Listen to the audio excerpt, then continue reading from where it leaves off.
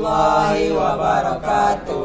Kami dari kelompok 4 ingin mempresentasikan hasil dari kerja kelompok kami, yaitu mengenai peradaban Mesopotamia, Efrat dan Tigris. Yang pertama akan dibacakan oleh Habibi. Letak geografis Mesopotamia. Mesopotamia meliputi wilayah antara sungai Efrat dan Tigris yang sama-sama bersumber dari dataran tinggi Armenia. Kedua sungai ini juga mendapatkan tambahan pasokan air dari gunung yang sangat luas.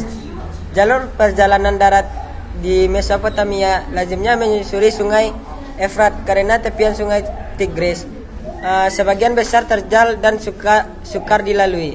Iklim wilayah ini semi gersang dengan bentangan gurun yang luas di utara serta bentangan daerah berawa-rawa, berlumpur dan bergelagah seluas 15.000 km persegi di selatan. Jauh di ujung selatan, Efrat dan Tigris menyatu dan bermuara ke Teluk Persia.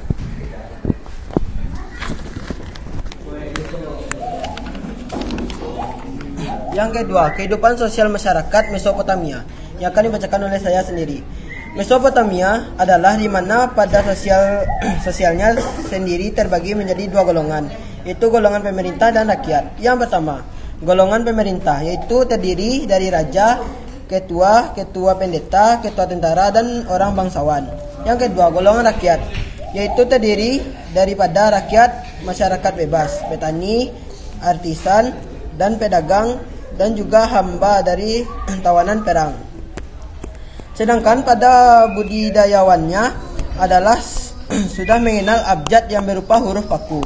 Huruf-huruf paku itu antara lain ditemukan pada sebuah prasasti yang berisi tentang hukum dan undang-undang yang berlaku untuk mengatur kerajaan yang sudah mengenal sistem peninggalan atau sistem kalender. Yang dimaksudkan untuk mengenal perputaran waktu dan musim. Selain itu, penduduk Mesopotamia telah melakukan aktivitas pertanian seperti bercocok tanam, tanaman gandum, dan sereal. Kemudian mereka juga menanam jelai, kurma, kacang polong, zaitun, delima, anggur, dan sayur-sayuran.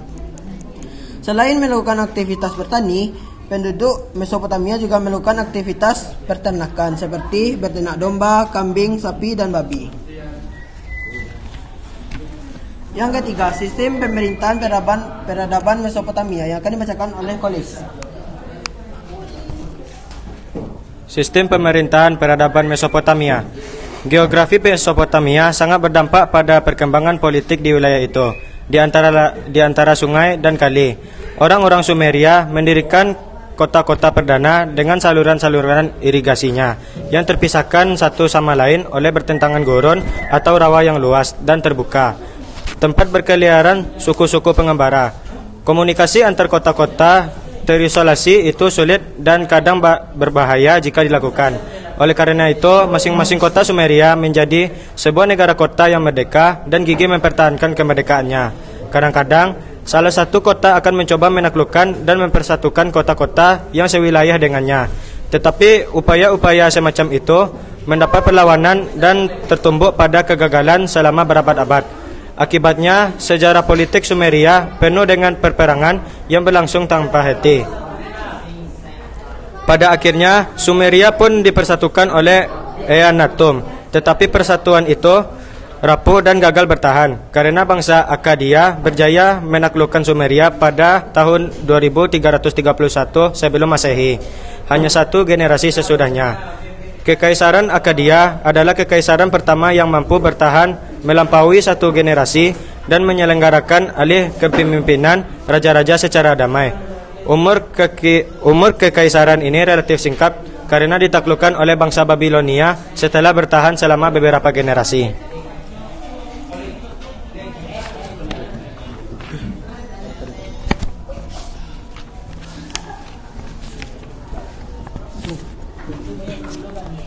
Yang keempat, sistem kepercayaan peradaban Mesopotamia yang akan dibacakan oleh Farel. Sistem kepercayaan peradaban Mesopotamia. Kepercayaan di Mesopotamia bermula dari kepercayaan dibawa oleh bangsa Sumeria yang memuja banyak dewa. Dewa Anu atau dewa langit, dewa Nihil atau dewa bumi, dan dewa Ea atau dewa air. Merupakan dewa yang utama yang dipuja oleh bangsa Sumeria.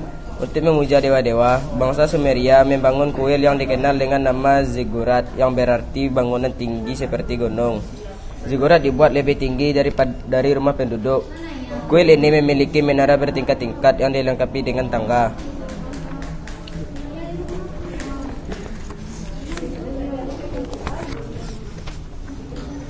Kelima, hasil kebudayaan peradaban Mesopotamia.